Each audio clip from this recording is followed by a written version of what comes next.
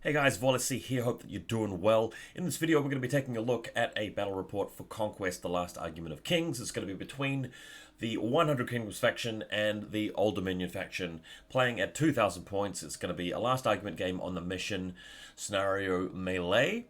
And I think you guys will find this a really good, exciting bat rep because there's quite a lot to be learned. It's sort of a back and forward game that sort of goes the distance, full of carnage and strategy and fun, so I hope you stick with me through the end and see what you can learn and enjoy from it. Playing against Matt, my very regular opponent from the Infinity days, and of course now that he's at 2,000 points for Conquest, you're probably going to be seeing a bat rep between me and him every few weeks at the least for 100 Kingdoms and Old Dominion, which is great. Because the armies are all painted and, you know, we play at a reasonably good level, and I think you're really going to enjoy that. So guys, let's just dive into it and talk about the army lists. So right here you've got my 100 Kingdoms list here. I am playing a lot of Priory Commander Order of the Sword right now because I have 3D printed the miniatures to proxy them. These are not miniatures that are released by Parabellum just yet, so you have to proxy them. The cool thing about this Priory Commander Order of the Sword is that you can sort of bypass the need to take Crimson Tower Knights if you want to get your Ashen Dawn, which I do want to get. There's also a lot of different ways to build him. You can just really max him out with the combat retinue and magical swords and stuff to be an absolute monster. Problem with that, I mean, it's a very fun build. Problem is that sometimes you just won't be able to get fights with enemy characters and you'll lose your unit too quickly for him to really get the damage. You can also run him with nothing at all, which is also a decent build.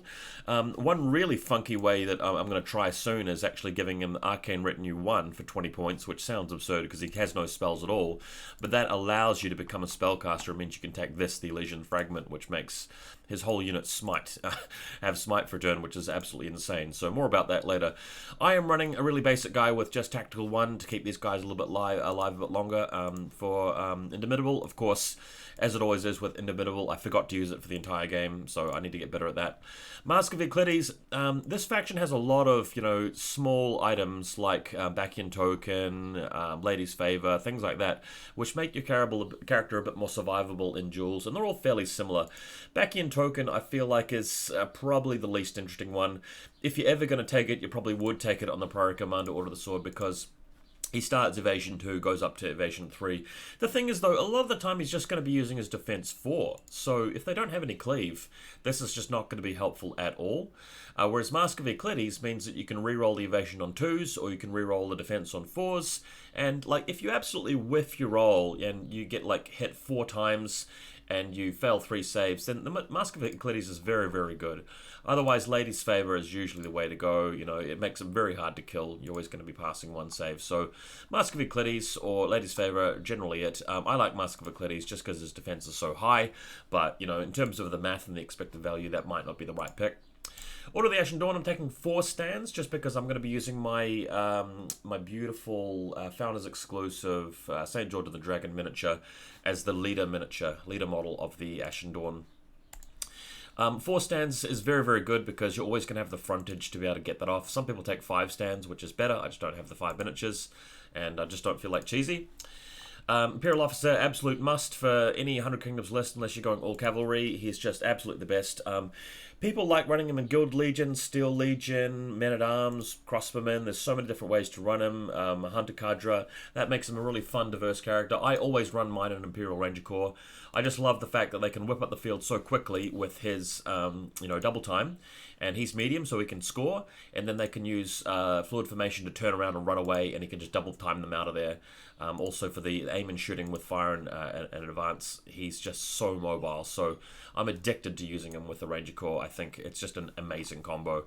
Gilded Legion, not as good as Steel Legion, but I just want to get as much use out of my Household Guard miniatures as I can, so I'm just running them as Gilded Legion.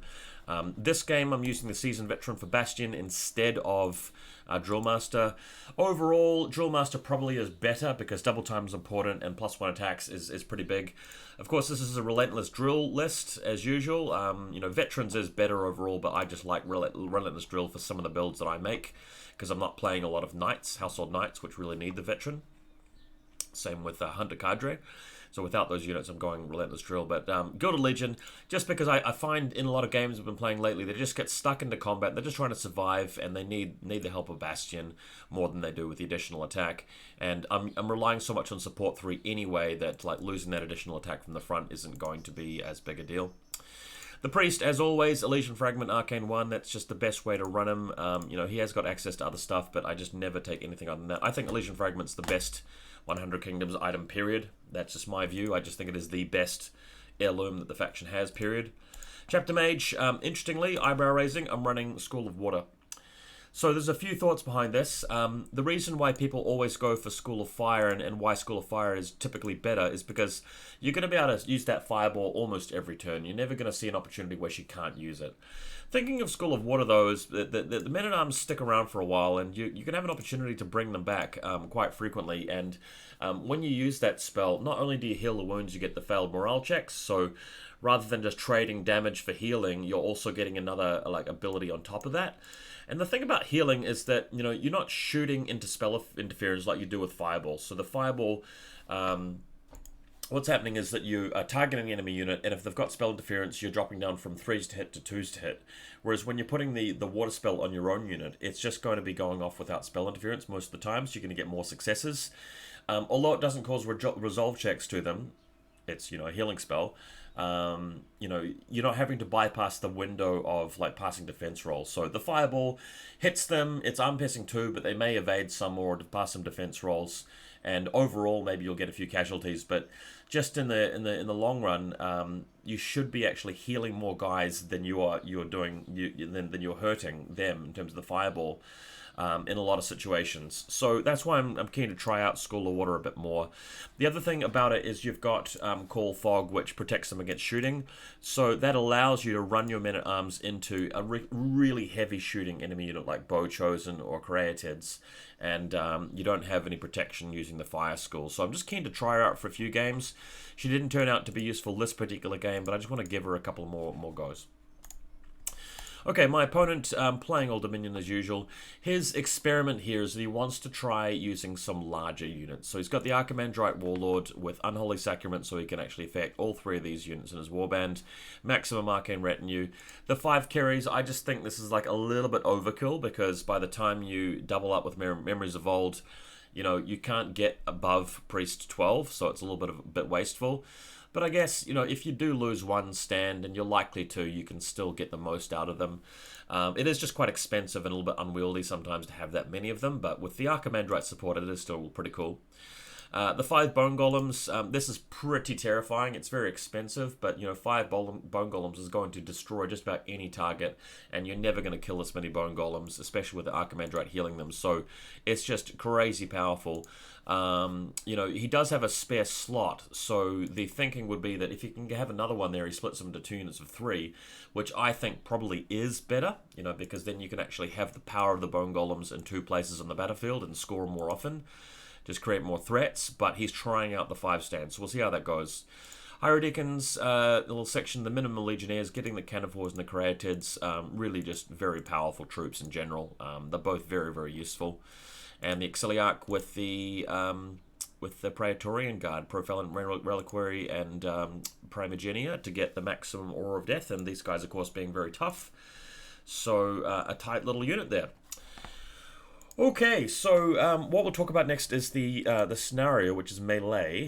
This is one where you have the 4 different zones, 2 9-inch ones and 2 6-inch diameter ones. You get more for the bigger ones, and you get a bonus for collecting 2 at once. Then, of course, there's 2 for the Warlord, 2 for each character, 2 for every regiment. One thing we noticed during the game is that if you go up and look at a scenario like Divide and Conquer, it says that 2 points for the Warlord cannot be scored more than once per game, but for melee, it doesn't have that wording. So, you know, if you're playing rules as written, you would actually get 2 victory points for each of the 100 Kingdoms characters, so that, you know, anybody playing against 100 Kingdoms has an advantage there. That didn't end up deciding the game, but I was just really curious about, you know, whether this is just a typo or whether it is like intentional. Asking on the Discord, people seem to think that it is actually not intentional. but yeah, it's hard to see how you would justify making some scenarios, worse for 100 Kingdoms than others on that kind of technicality. But yeah, it does seem like it is just a bit of a typo. Okay, let's just get into this game then, shall we? There is our Old Dominion player, and we start off here with me just putting out my light units on the table. We've got the Rangers, Mercenaries, and Militia. I decided to bring on the Imperial Officer and Rangers automatically. Rolled for 2 light units. I managed to pick up one of them, so the Mercenaries are staying off, the Militia are coming on. Here they are here, so both regiments just going straight for the zones that are closest to me. Alright, so there is the right-hand flank Rangers, and here is the Militia with their Theist Priest. On to turn 2, this is when all of the mediums are sort of coming on, so you've got the Mercenaries showing up, they're going to be last. The characters are going first here, so you've got Priory Commander, and then Imperial Officer, Mage, and then the Militia. So just trying to waste time at the beginning. He's only got a couple of units coming on, so I'm just wanting to see where he puts all of his stuff, and then bring on my units to counter-deploy him, which is the overall strat here from the card sequence. So there is the Hierodeacon with his little Legionnaire retinue. You can see that this Hierodeacon is actually a mishmash of parts from the sprues. He's putting in things from the Caryatids box and the Legionnaires box and just a few other bits and pieces he's scavenged together just because he doesn't like the standard Hierodeacon model. And it is pretty hilarious the way this thing looks. I quite like it. Big mob of Kheres coming up. This is opposite the Rangers unit, the Imperial Officer. My Militia moving just barely onto the edge there because the Theist Priest is a medium character, so he can score, which is lovely. And then the Mage bringing her men-at-arms onto the field behind the Rangers. Everybody has Vanguard, of course, thanks to the Imperial Officer's Warlord ability. But spending a bit of time painting them, you can see I've just drafted up a little bit of a random sort of emblem and painted up their shields. When you've got such a big flat surface on your miniature, it's just it's just begging to have some sort of decoration on it. And Men-at-Arms shield is just a really good opportunity to sort of put something there. And from a distance, especially, these guys look really, really cool. Up close, my freehand and using a pen and everything is not that tidy, but from a distance they look much better. Okay, so the Rangers moving up and just placing the Imperial Officer on the objective because again, he's a medium character, so they can score here as well. And you see that dice roll there, I've actually hit them 4 times somehow with my bows. Remember that with loose formation on the Kheres, I'm halving my burst, so it's basically burst, 10 shots coming down to like 5. But somehow I managed to get 4 hits, and he failed all the evasion rolls and lost a stand there, which is kind of hilarious, but just means he powers up with Dark Power quicker, really. On the left hand here, you can see my Order of the Sword unit. These guys are like 3D printed, Chaos Warriors, but I'm running them as Order of the Sword, so I really quite enjoyed, painting these miniatures up, and I've got a bit more work to do on them, but it's quite cool. You can sort of see a bit of detail here. This vampire kind of character is my Order of the Sword Priory Commander. The reddish sort of glow on him there is more about the lighting from the room, because we're playing at sunset, basically, and he's just quite metallic painted, so there's a lot of specular intensity there. It's not like I've slathered orange paint on him or anything like that. And as you can see from this sort of focused close-up here, you've got the Chaos Warriors here representing Order of the Axe. And I'd like to just highlight them a bit more differently with like a slightly different color like blue or purple, because I've got those metallic paints now. Okay, so the battlefield, as you can see, after turn 2, the Order of the Sword on the left, heading up for that objective on the side. The 2 in the middle, I'm actually capturing. My opponent is not onto any objectives at all because his army's too slow, and I've brought in the crossbowmen as well. Here they are here. That does mean that if we flip this page around, I am getting 7 points, because you can see from the scenario that you get 3 for the large one and 2 for the small zone and 2 for having 2 of them. So 2 plus 3 plus 2, if my mathematics is correct, is 7 from this situation here. So this brings us to turn 3, where Ashen are showing up, but they will go last because I really need to see where he's going to put his unit of Bone Golems and Caryatids before they appear. The Ashen Dawn, you have to be very careful because they probably won't beat a unit of 5 Bone Golems unless they get the charge. And the Caryatids are going to be really painful for them with, Armor Piercing 2. You cannot use Blessed against shooting, so that's a problem. So I kind of want to see where he deploys first. On the left, I've got the Rangers going first, just because they need to actually move backwards rather than getting shot at by the Kheres. That's quite important. All right, so here is the position again. I've got the Imperial officer on the right. The Kheres are about to move up and start spelling me, so that'll be something to get away from. My opponent moving up with his Legionnaires and just going to the forest there with the Archimandrite. The forest will help them against the crossbowmen, so that's why they are there. And a bit of a close up here on my on his Archimandrite. Because he has that Unholy Sacrament ability, he can, in fact, I'm pretty sure it's called Unholy Sacrament. What's it called? Yeah. He can target anything in his own warband. The Kheres are in his warband, so that stand that I removed from shooting just comes back again, you know, basically with his spell.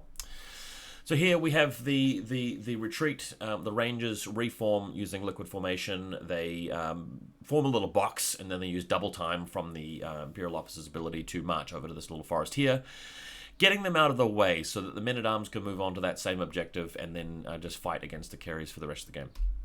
So there he is there in all of his retreating goodness.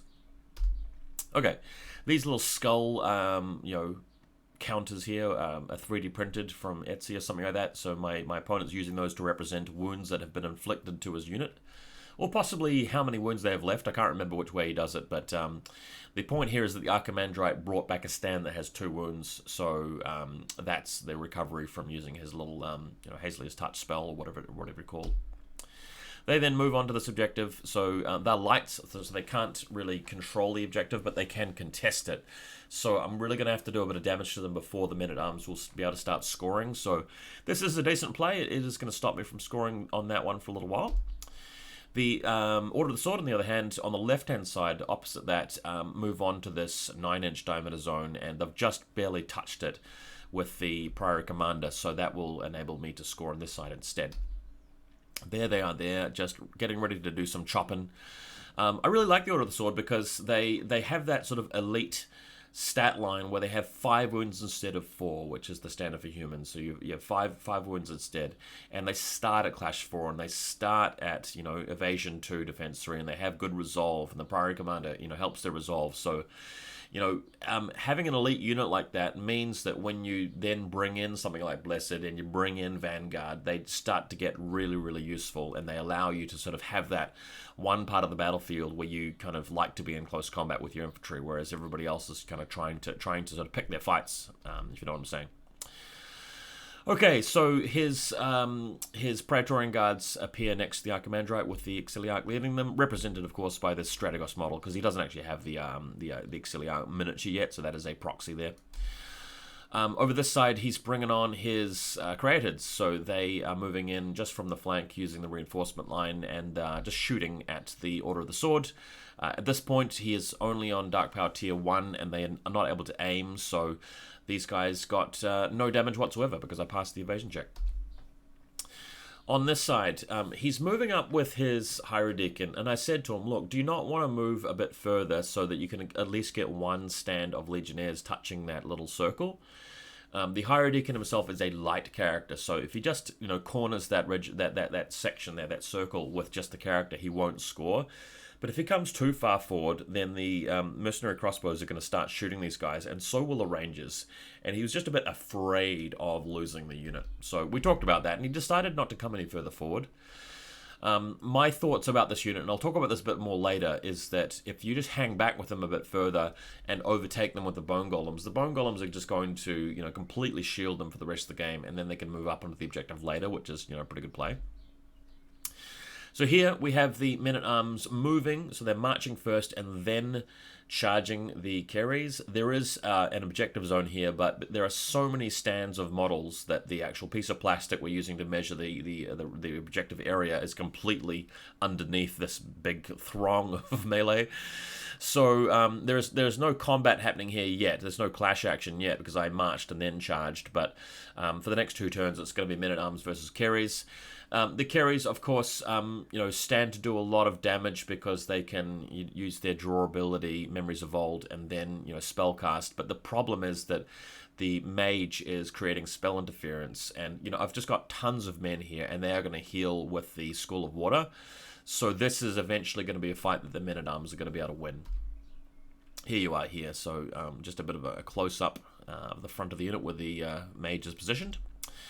So now the evil unit of 5 Bone Golems comes on, and This is just such an important moment in the game, even though it feels like quite a quiet and unimportant moment. It's sort of like, you know, in high-level games of chess where you have, you know, one player just moves a pawn or a rook that's not threatening anything and it's completely out of the way, but it's so meaningful for what becomes possible later on in the game, 4 or 5 turns later. And this is one of those sort of situations where the part of the battlefield where you bring on your biggest, strongest, most powerful, and most dangerous unit really determines what kind of game you're going to have. Do you bring it on the left-hand flank, the middle, or the right-hand flank? How quickly do you move it on?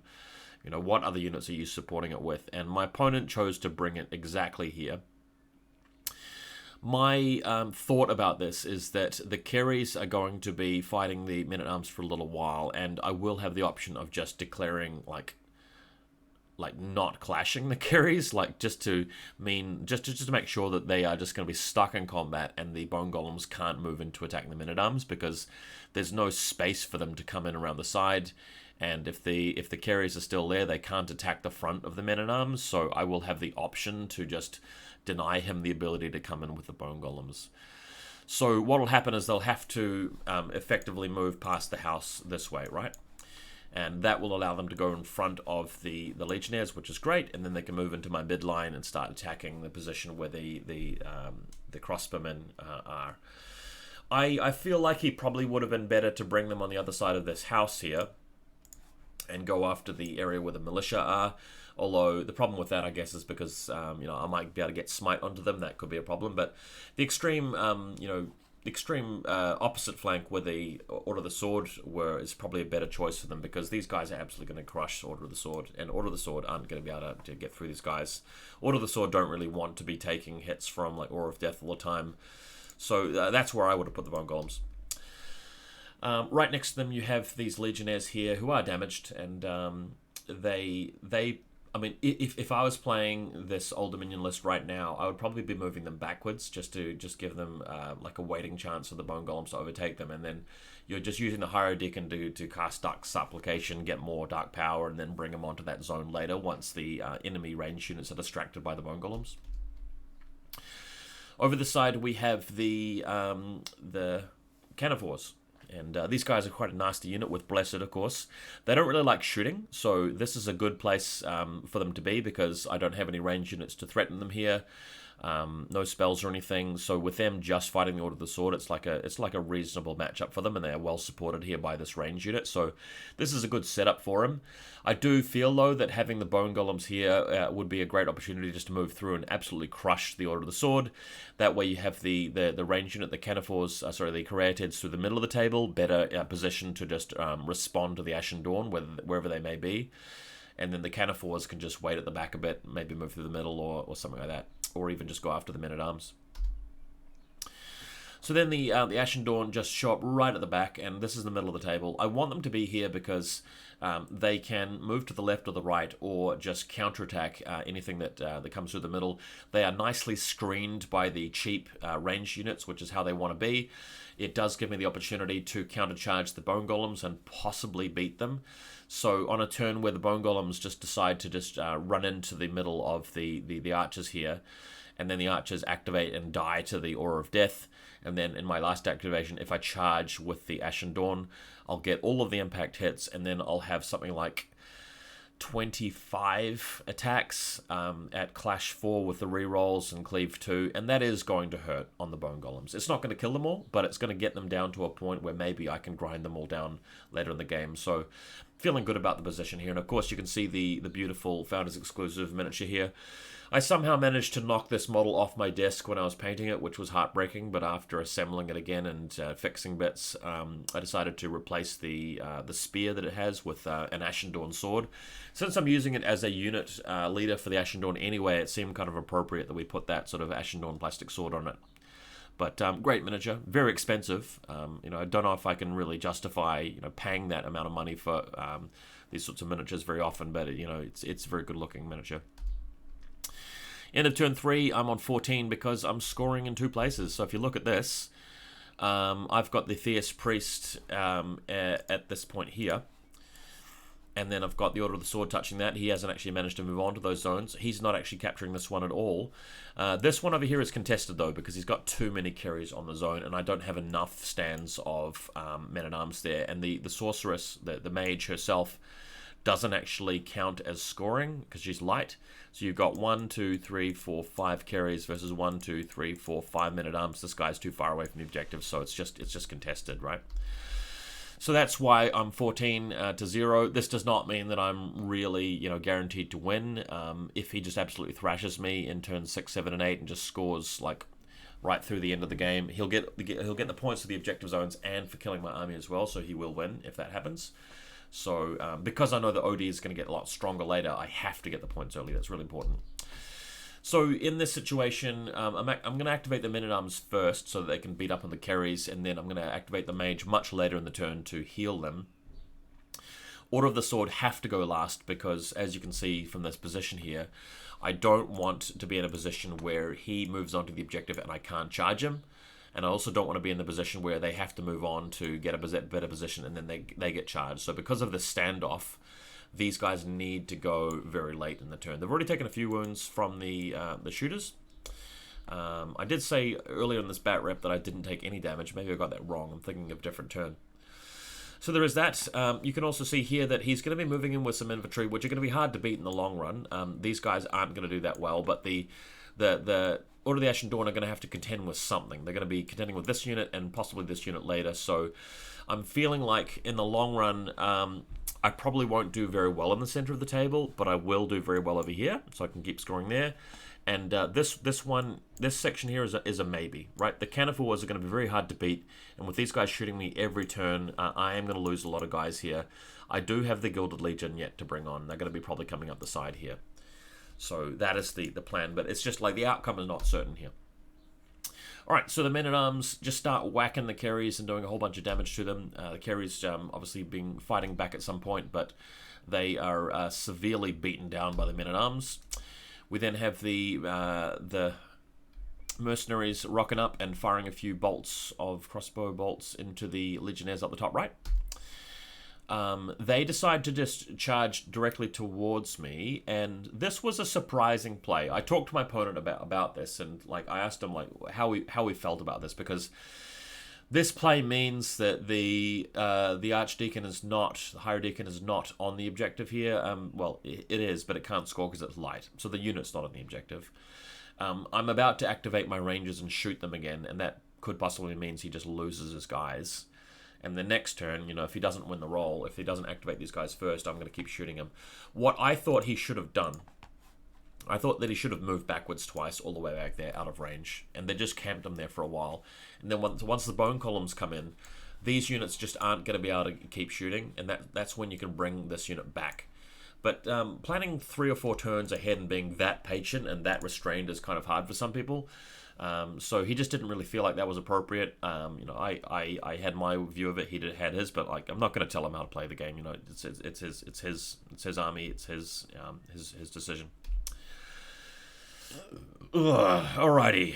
Okay, so I'm just showing here that there's some spell interference. So the Mage, as you can see, positioned here. I believe the spell interference distance was enough between that unit and that unit, so when he tried to cast a bit of magic from his Higher Deacon, I was protected by the Mage's ability, which was important.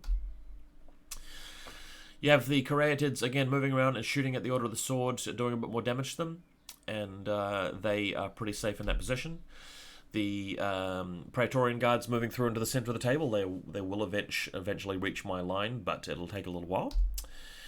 And here we have the play where of course, the Rangers move around with liquid formation. They are able to aim and volley at the unit there.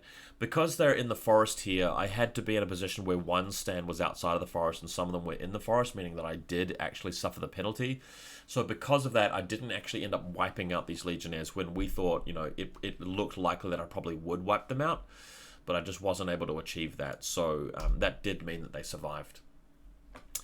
Over here he has his final unit to bring on, which is the small unit of Legionnaires with Optio, so they have Vanguard, and they're moving in to prevent my Order of the Sword from charging his little range unit there, but they're screening and they are scoring at the moment until I kill them. so I will have to deal with them. Archimandrite, you can see here, is going to be casting some healing on the Kheres or the Bone Golems or whatever he wants to do. Ashen Dawn, again, looking beautiful, and great Founders exclusive mini picture there, but they are just sort of shuffling a little bit, preparing to countercharge once the enemy comes in range. We have the Cannifors just slowly moving near to the objective. They're not camping it just yet. They're just waiting for an opportunity to charge the Order of the Sword, depending on where the Order of the Sword's set up. So here they are here, just a nice little photo of them. So at this point, I decided what I'd do is I'd use Vanguard and I'd use the Gilded Legion to move on to the extreme left-hand side of the battlefield here, so that I could attack the Legionnaires with the Order of the Sword, wipe them out, and clear a bit of a path to charge the Cannifors, no, not the Cannifors, the Caryatids with this unit. This many Gilded Legion should be able to destroy 3, Caryatids in close combat. So the feeling was that what would happen in this fight here is that the Order of the Sword would massacre the Legionnaires, and these guys would eventually get in combat with the Cannifors and beat them. The Caryatids, start with a K. So just to bring out my little thing here, these are the Caryatids, they're the ranged statues, and these are the combat statues, the Cannifors. In the long run, I'm expecting these Cannifors to destroy most of, or if not all of, the Order of the Sword in the long run, if they get a flank charge especially. But if they buy enough time for my Gilded Legion to then attack to attack them after beating this unit here, the Caryatids, then I'll win this whole flank and I'll score this objective for the rest of the game, which should result in a very easy win. So that's the plan. Here they are here, so they're just sort of creeping in behind, and we'll sort of talk about what happened to these guys in a moment, but coming back to the middle of the battlefield, the Archimandrite has left the sanctity of the forest there, safety, and is just threatening to possibly, come into the flank or the rear of the Order of the Sword if they move on to the objective. So that was a bit of a concern. If I just move up here and wait for the Cannifors to come in the front, and then he comes around the side with the Legionnaires, that's a bit bothersome, because even though the Order of the Sword will beat them in the long run, I don't really want to be sort of re-rolling the resolve checks from hits from the Legionnaires, and I don't want to have to be splitting my attacks between this unit and this unit. So it just does get a little bit awkward. It does mean I'd be able to duel the Archimandrite with my my Priory Commander, but again, facing 3 units at once is not really how I wanted it to go. So after giving it a lot of thought, and again, I'm not 100% sure if this was the right move to do, I decided to just charge his Legionnaires and attack them and reduce them to like 1 stand. I didn't quite manage to wipe them out. And the thinking behind this is that even though I'm allowing the Cannifors to charge me in the flank, it's going to be my Supremacy turn next turn, so I can re-roll all of my evasion checks. So the saving on 2s with re-rolls, and any 1s cause counterattack reflect damage, and I'm going to get more 1s than usual because of Blessed that particular turn. There's also the possibility of me winning the Supremacy roll, activating the Order of the Sword first, wiping out the Legionnaires, and then doing a reform so that the Cannifors are coming in the front. I'll then get all the Blessed saves, won't have to re-roll the Resolve checks, and I can actually survive for quite a while. In the meantime, the Gilded Legion charge past, attack the Caryatids, wipe them out, and eventually help me win the fight against the Cannifors, winning me the game essentially, because I then don't have this entire flank for the rest of the game, and it would just take him too long to catch up in the center of the table. So it seemed like a solid plan. I just was a bit worried about losing the Order of the Sword too quickly. So a bit of a blurry photo, but they are absolutely massacring the Legionnaires, just bashing them. You can sort of see the axe. The reason why the photo is blurry is because they're swinging their axes so hard. And again, the character in the corner there, he's got nobody to duel, but he does have plenty of damage on his own. So they reduce the Legionnaires down to just this 1 stand here, making it a bit tricky for me to get past with the Gilded Legion. So that's going to be important. Over here, he has his Bone Golems, who are just sort of moving in behind the Hierodeacon's unit and the surviving Legionnaires. And there's kind of a traffic jam here. They're kind of blocked off. And this is another reason why I said that, moving the Legionnaires back would have been better. He needs to move that unit of 5 Golems as fast as possible to the middle of the table and set up a conflict and a showdown between them and the Ashen Dawn. Because if he does that, then the Praetorian Guards can go after the Militia, they can go after all of the ranged units, and then they can sort of eventually flank the Ashen Dawn and kill them, and he can score from both zones in the middle of the table, and it will set up a win for him if he does that. But they're coming in too slowly here. So you can see at the end of turn 4, I've scored 8 points now, because I have a couple of zones, and I think I destroyed a unit or something like that, so I'm not 100% sure how this worked out, but yeah, I think it was 2-2-2. I think 4 groups of 2 or something like that, or 2 groups of 3 and 1 group of 2. But I am on 22 points, and he's on 2 points because he, you know, is touching 1 zone. So well ahead, but I need to be ahead because Old Dominion will be very powerful late game. So the sequence here is to have the Order of the Sword go first. They need to kill that last stand of Legionnaires and then reform so that the Cannonballs are charging them from the front. The Ashen Dawn need to go last because they need to be able to potentially countercharge anything that comes close to the screening units of archers and stuff. Gilded Legion are going second because after the Order of the Sword activate, they want to sort of move in and attack the Caryatids, preventing them from doing any more shooting. And then everything else is just through the middle. The order of stuff through the middle is not too important.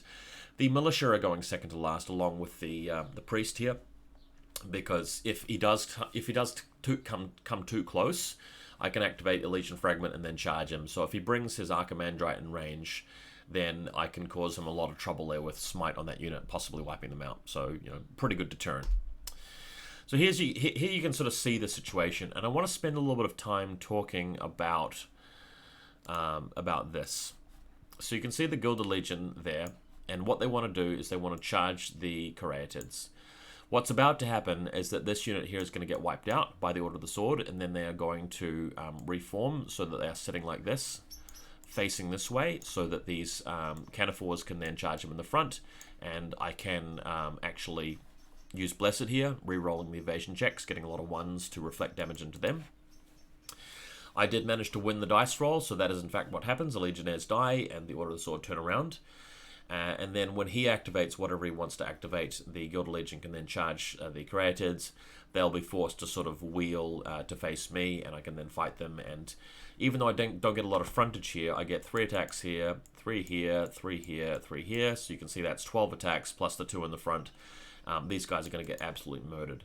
So I felt like I've played this very, very well. But the problem is that later in the turn, we realized that the rules of this game, if you look in the fine print, they say that if you charge an enemy unit and you can't wheel to maximize your facing, like to actually close the door with their frontage, their unit has to wheel so that they, you know, come flush with your unit. But if they can't, because there's something obstructing them, then the charge fails. And because the side of the table's here and my unit's on this side, it meant that I couldn't actually set that up, and the Gilded Legion could never get into combat with the Caryatids, which was hugely costly. So it wasn't that I played this badly in terms of my strategy and my intention, but I just didn't realize that nuance of the rules was going to absolutely screw me and F me in the A, if I can say that. So a really important thing learned here, and that's a good lesson for you guys watching, is that if you're trying to set up something that's really tight like that, you just need to be aware of what's going to happen with the rules of failing and succeeding with charges. If I was to play this entire game again, then I'd simply have the Order of the Sword in a slightly different position. The Gilded Legion would make it, and then I'd be winning hands down. So I'm confident that, you know, my decisions about where to put my units was okay. Here we are here. As you can see, Order of the Sword activating first. They're absolutely massacring the Legionnaires, and then they turn around, and now they are sort of, you know, up against these Caryatids who activate first and shoot at me. So you can see the new position. I am in a little box here after being shot at by the Caryatids. So the next activation is the Gilded Legion. They are attempting to charge here. They basically hit the unit flush like that. I can't wheel into the side there because the edge of the table, and he can't wheel his unit to face me because my square unit is in the way. So I ended up deciding not to do that once we agreed that I just couldn't, and I just moved my unit up behind the Order of the Sword so that I could at least get models touching the zone for points. Very disappointing. So here they are here. They're ready to receive the charge from the Cannonballs. In the meantime, he's been able to charge his Hierodeacon and his one stand of Legionnaires into my ranges here, which is, quite a nice, powerful thing for him to do.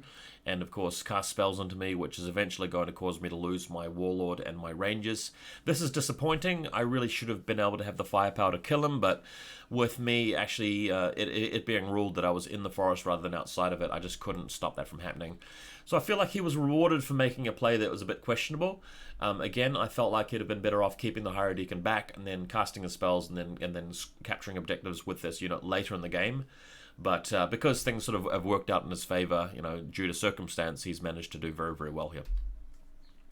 You can see the position of my Gilded Legion just reforming, making sure they got a lot of frontage here, and just taking a couple of guys hitting the circular zone because they just can't get past the Order of the Sword.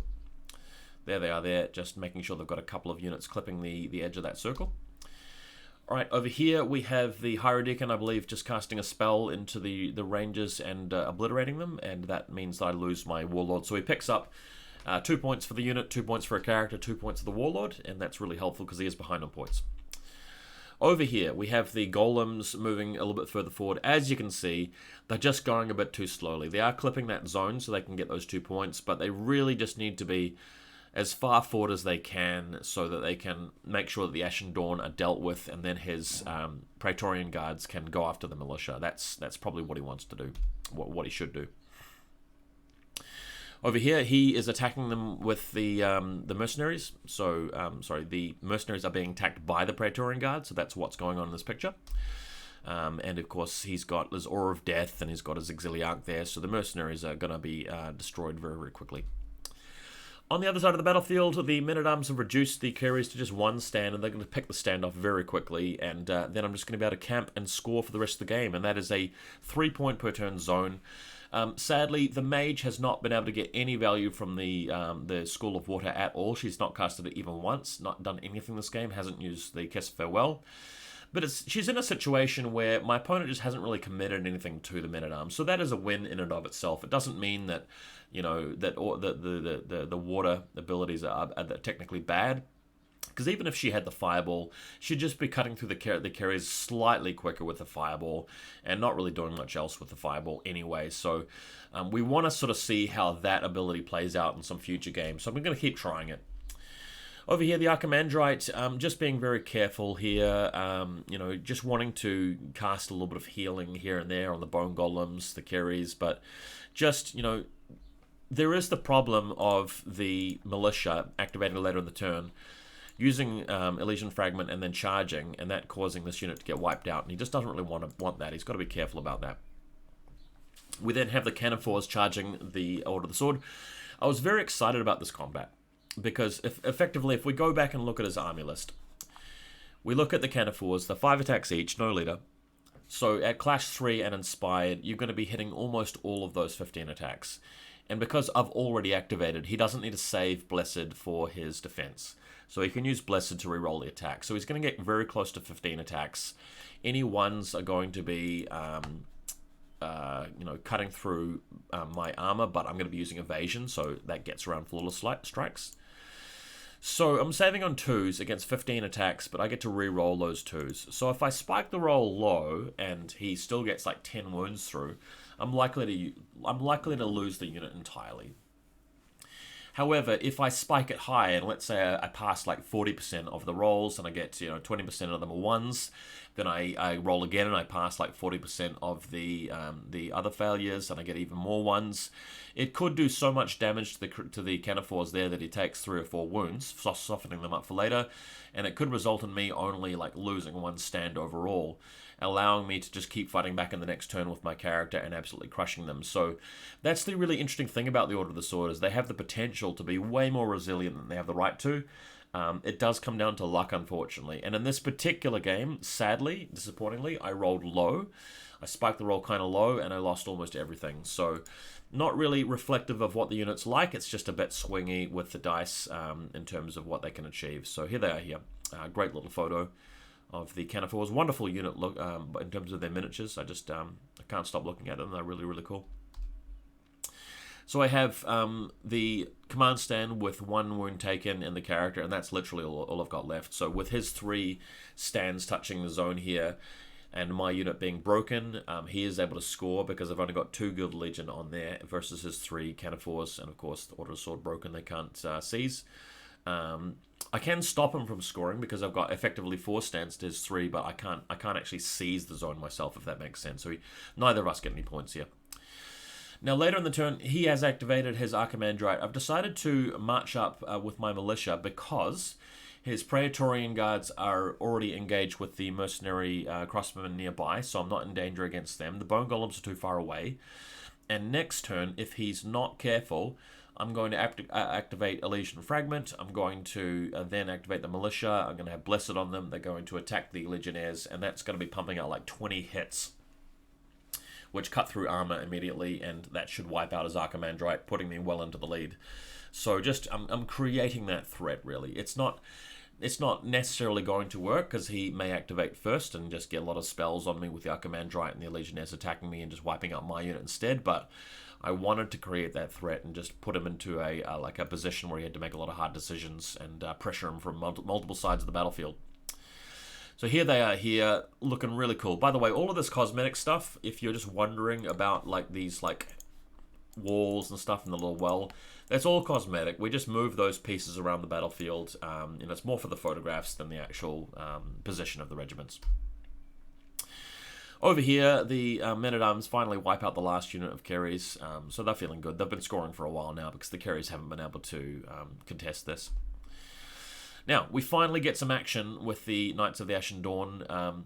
They are a little bit out of position in terms of where the stands can actually make contact with the frontage. Like, they had to wheel around in an awkward manner, so I'm really only getting 2 stands in contact with his Hierodeacon and his Legionnaires here.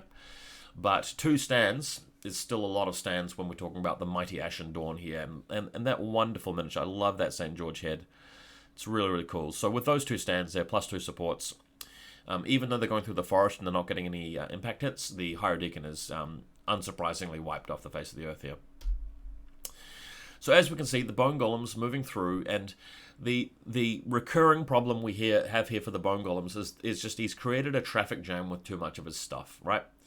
So what I thought the better play would have been is to really have this unit of Praetorian Guards go after them. Although he would have a problem against Smite from my guys here. The thing is, though, that before I get to attack him with Smite, I'd be taking an Aura of Death damage from the Militia, so I wouldn't actually have that many hits. And it would buy him time to eliminate this unit with the Archimandrite's offensive spells. And that's when you can get the Praetorian Guards onto this objective over here. You then have the Bone Golems going after the Ashen Dawn, and that is a combat that's going to take many, many turns to resolve. So the Ashen Dawn won't be scoring on this objective back here. He'll have this objective over here, and that would give him a leg up in the game. What's actually happened is now he's in danger of losing the Archimandrite to the Militia. These guys are going to be going after the Ashen Dawn, and these guys are just going to be camped at the back, not fighting anybody. So you can sort of see here that his most expensive, powerful, dangerous unit is just not coming into the game quickly enough, and that is really problematic.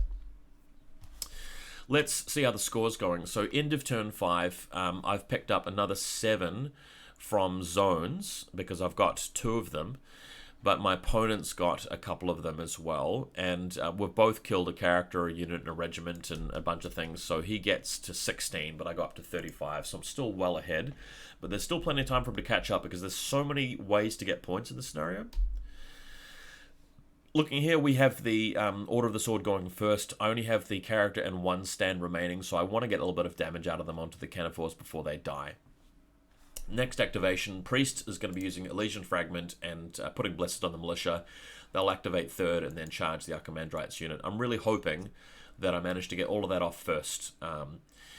Maybe a better play would have been to just like let go of the Order of the Sword and let them die, and then try and wipe them out as quickly as possible with this unit. I just wasn't really comfortable with that, because I feel like the best thing for him to do would be to activate the Archimandrite first and just put his spell onto the Militia, kill as many of them as possible, and then especially with his Supremacy ability going off this turn, and then he wouldn't be in as much danger. So yeah, Ashen don't have to go last just because the Praetorian Guards are going to break through, and I just want to be able to have the Ashen Dawn get a clash action this turn rather than being held up by the the units in front of them. And everything else in between, like the Mage and the Gilded Legion, not really important what sequence they really activate in. Okay, so that's the position at the start of this turn. I'm doing very well on the right flank, scoring there. He's doing very well on the left flank. The Canaphores and the Creatids are going to break through.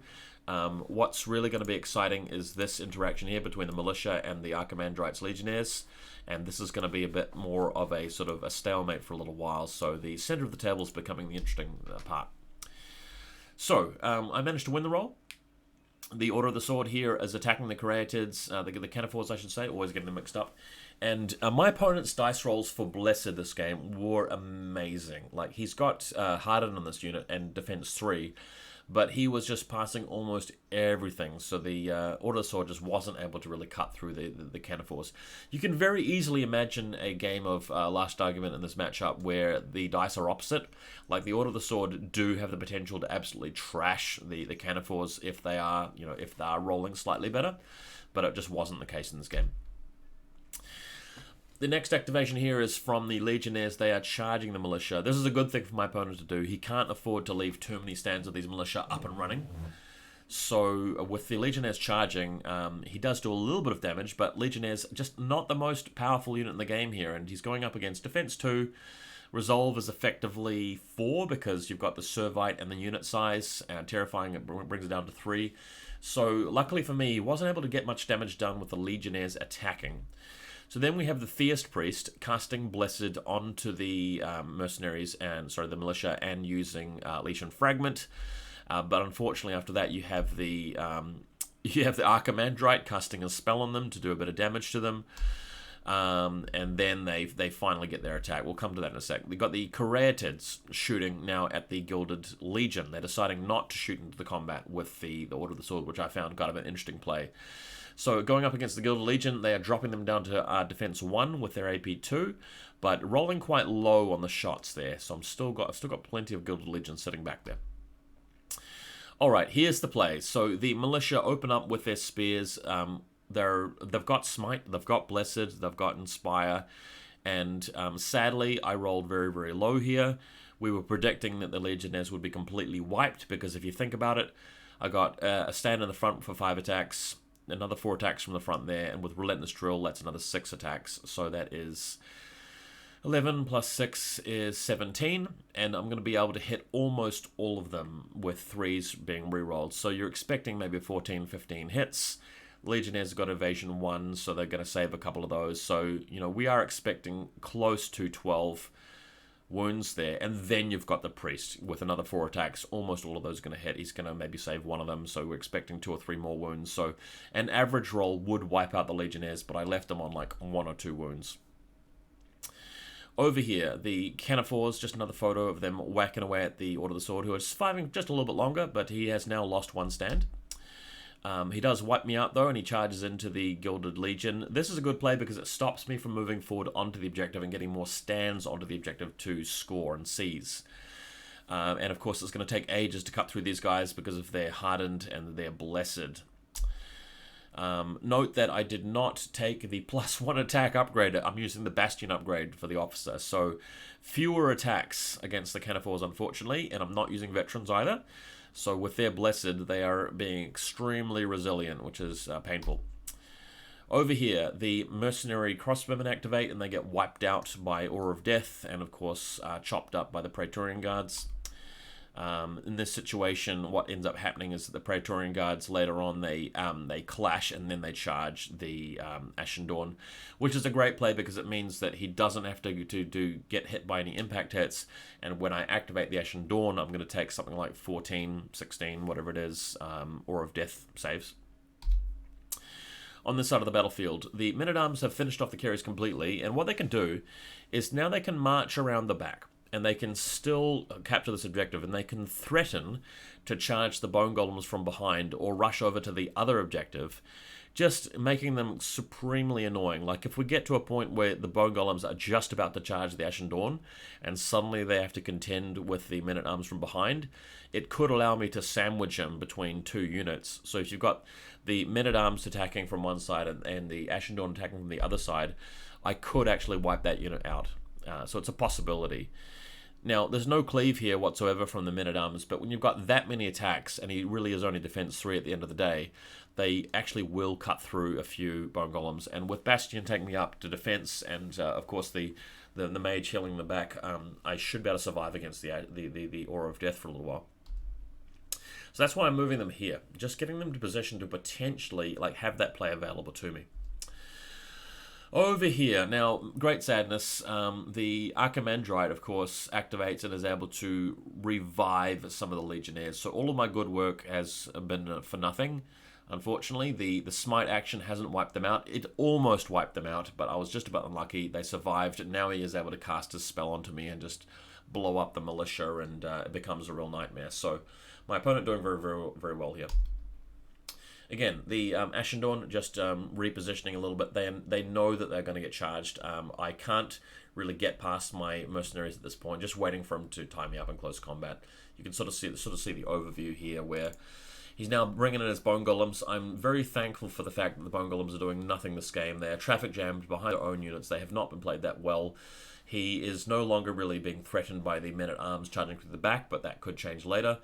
And he also could potentially charge over top of the Praetorian Guards, but it doesn't look likely. He's just got to get these guys activating first. Alright, new turn. Gilded Legion go first because I have pretty much lost my Order of the Dawn. Well, I have lost my Order of the Sword at this point, so I want to attack the Cannifors. That's why they're going first. Then the Militia, because they have maybe a very outside chance of killing the Archimandrite. Theist Priest there to cast an offensive fireball if they happen to leave him on like 1 wound. Then we're just going to be buying time with the Mage and the Mercenaries through the middle, and the Ashen Dawn need to try and get a clash action to finish off the turn. And that's a position there. On the left, the Cannifors going up against the Gilded Legion, who, even though I outnumber him, I'm just doing no damage to him. He's on Dark Power Tier 3 at this point, and I'm getting shot at by the Cannifors, so I'm likely to lose that flank. On the right-hand side, I'm scoring every single turn, and in the middle, that's where things are pretty doubtful. The Militia are holding on for dear life, and the Ashen Dawn are about to be assaulted there by the Praetorians. So over here, we are finally reducing the Cannifor down to his last stand, but I'm also running out of Gilded Legion. The Priest is fighting here against the Archimandrite again and just dropping them down to like 1 stand left and maybe 1 wound. His Archimandrite attacked me and reduced me to almost like 1 or 2 wounds left with his spell, which was extremely close. He has used his Supremacy ability at some point, but I somehow managed to pass enough saves or resolve checks or whatever I needed to do, so I managed to hold on for just a bit longer. And then, miraculously, the Priest is able to use Holy Fire. Remember, Holy Fire is up against Spell Attunement, but it is, 2 hits per success, so I managed to get enough successes here that I finally finished off that last unit, leaving the Priest there to keep scoring. But don't worry too much, really, about the luck here going back and forward, because the Bone Golems just come through and clear them up anyway. So we were going to see the same result regardless. Now, the Praetorian Guards wiping out the Militia, so the Mercenaries, and then they can charge into the Ashen Dawn. So I will get a free clash action on him at this point, but it's going to mean that I don't get impact hits, I don't get wedge, and I will take Aura of Death attacks. So this is not going to be easy by any means. Over here, the Men-at-Arms just continuing to possession. You can see that if they wanted to, they could flank charge the Bone Golems, which would keep them in place. The thing that I'm worried about, though, is that I don't want to have too many turns against the Bone Golems, because they can combat reform around here. Like if I charge in through there, they will kill these guys in the long run if they do that. And I'm giving up the juicy 3 points from this zone, which I don't really want to do. The feeling here is that I'm just getting ready for a situation where if he moves off, I could march over to this zone and contest it if I really need to, and potentially wedge him between the Ashen Dawn and these guys, and that might be a better play to conserve later in the game. Okay, moving his shooting Caryatids onto this objective here, and that's going to enable him to score and pick up the points, as well as shooting my Gilded Legion. The Ashen Dawn activate and roll very terribly for their armor saves against the Awe of Death. It was just a shameful roll here, and they lost an entire stand. But their attacks also damaged quite a few of these Praetorian Guards as well, so that's something. The Bone Golems then combat reform into a little conga line of 2 wide, 3 deep, which you've never seen before, and then they charge the priest, and just the impact hits will wipe them out here just with this charge straight into combat like that. Leaving me in the next turn with the Gilded Legion, Ashen Dawn, Mage, and Men-at-Arms. That's literally all I've got. This is the battlefield here. So the Golems are now securing that middle objective. The Canaphores have got and the Creatids have the one on the left. He's now scoring 7 per turn. I'm getting 3 per turn with the Mage on the right-hand side. And the Ashen Dawn are just fighting for dear life against the Awe of Death that hits. So again, over here, the Creatids versus the Gilded Legion. I've only got 3 stands of Gilded Legion left. They're about to die. I've finally managed to remove his Canaphore here, just like he's got 1 wound left, so they're just trying to just chop him down desperately. Ashen Dawn activate again. They take enough damage that they have like 1 wound left on this one stand here from the Praetorian Guards, and then of course Awe of Death is going to probably kill another one. So we get to a point where we're able to beat them up badly enough so that they've got 1 stand left plus the Auxiliarch. The Mage, again, just posturing here, just making sure she's got the opportunity to march across if needed. And then the Bone Golems, we had to talk about this, and we realized that what they could do is they could reform and spread out in such a way that maybe in the next turn they could actually be 5 wide and capture both zones at once. We checked this on the Discord later on after the game, and one person thought you could legitimately do it, but turns out that it's written in the rules that a regiment can only secure and seize 1 zone at a time. So although we thought this was quite a fun play, it isn't actually legally able to secure 2 zones at once. So coming to the same order of sequence again for the next turn. You can see in the far left the Gilded Legion almost dead. You know, the center is controlled by the Golems, who haven't seen really any combat except for those Militia, you know. And, yep, same story again. We're just finishing off that Canaphore. I think we finally took it down. Over here we have the beautiful St. George being the last remaining member of the Ashen Dawn, but, of course, he's such a hero, or she's such a hero, that the Auxiliarch is finally wiped out and vanquished, leaving the victorious St. George there. Fitting for such a good paint job that I spent ages on. And then you have, of course, the Canaphore going down, but the Caryatids wiping out the Gilded Legion and scoring again. Golems turning into a 5-wide unit, and we thought they could score both zones, but they actually can't. And that's pretty much the end of the game, really. So what ends up happening is I won by approximately 64 to 54 points. We talked about this and realized that even if he could score 2 zones, I positioned these guys well enough that they can then march over here. That means that I would score 2 from that, deny him from scoring there. He gets 2 here. This leader of the Ashen Dawn can march over there, deny him those 2 points, or I can march over there and get 3 points. And again, I'm just too far ahead from unit kills, etc., for him to do anything. So that was an awesome game. I really enjoyed it, and I learned a lot from it. So the nuances of like charging and getting by units, and with enemy units having to pivot and wheel to your units, really showed me that I'd kind of screwed myself with the Gilded Legion going into the Caryatids. In principle, what I was trying to set up, you know, that turn in terms of positioning was really, really good. So I felt like if we just replayed that game, you know, I would have done very well on that flank. My opponent, of course, making the mistake with the Bone Golems to not really get them committed to an area. You know, when you're spending that many points on such a powerful unit, in your mind, you really need to have a particular area of the battlefield that is clear path for them to go after. Preferably, like one of those 3-point objectives where you're just going to move on to it, crush it, and then have a small unit of Legionnaires behind the Bone Golems to move on and cap that for the rest of the game, while the Bone Golems are then charge after something else. That would be a really good game plan, really good strategy. The dice definitely made a bit of a difference, but it was back and forward and didn't really favour either player.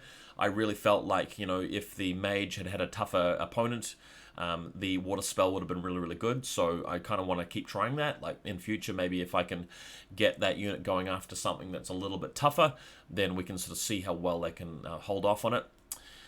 Gilded Legion, still not loving them that much. The Steel Legion are obviously in boxes, and I'm going to be assembling them soon and painting and playing them as well, so we may try that out.